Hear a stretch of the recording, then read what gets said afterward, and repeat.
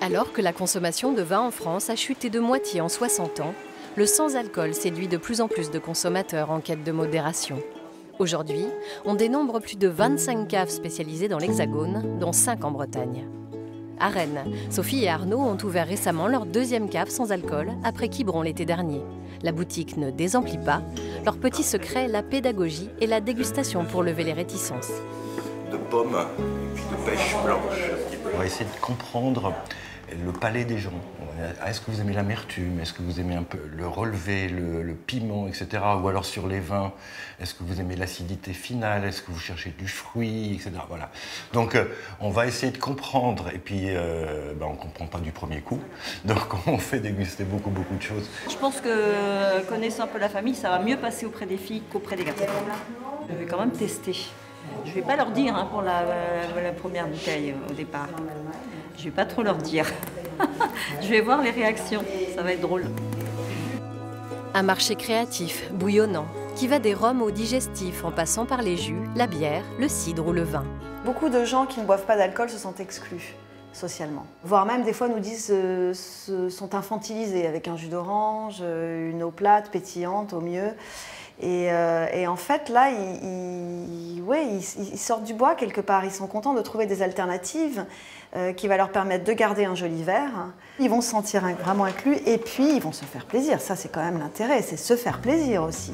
Inventif, surprenant, le sans-alcool se décline aussi en infusion pour cocktail. Un concept innovant créé en 2020 par Chloé. Je travaillais dans les bars à cocktails en Angleterre. On a tous été confinés, les bars et les restaurants étaient fermés.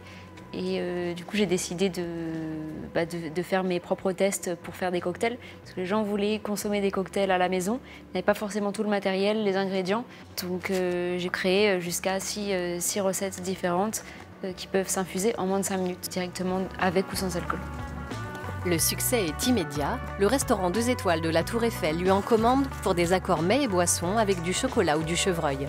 Et Roland Garros choisit une boisson jaune comme une balle de tennis. C'est Yellow Me, donc c'est du gingembre, curcuma, citron et orange. Et ça vient avec une rondelle de citron jaune déshydraté.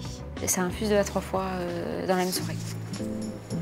Et dans le restaurant d'application de l'école de cuisine Ferrandi à Rennes, une fois les craintes levées, souvent, en fait, les gens ont l'impression que, comme c'est de l'infusion à froid, il n'y aura pas de goût. Et quand ils goûtent, ils sont agréablement surpris de voir la puissance aromatique qu'on retrouve dans chacune des recettes. Ça va être un cocktail sans alcool avec un sachet Infuse-Me, verveine citronnée, citron vert et anis. Ensuite, il y a un petit trait de sucre avec une purée coin et poire. Les clients sont conquis. Très frais et non franchement alors, je regoute. Je suis pas trop habitué à ce genre de choses puisque habituellement je prends plutôt des apéritifs à l'alcool et bon plutôt bien. Donc convaincu.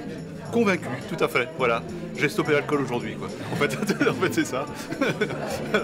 Le sans-alcool est un marché d'avenir. La demande pourrait encore doubler d'ici quelques années.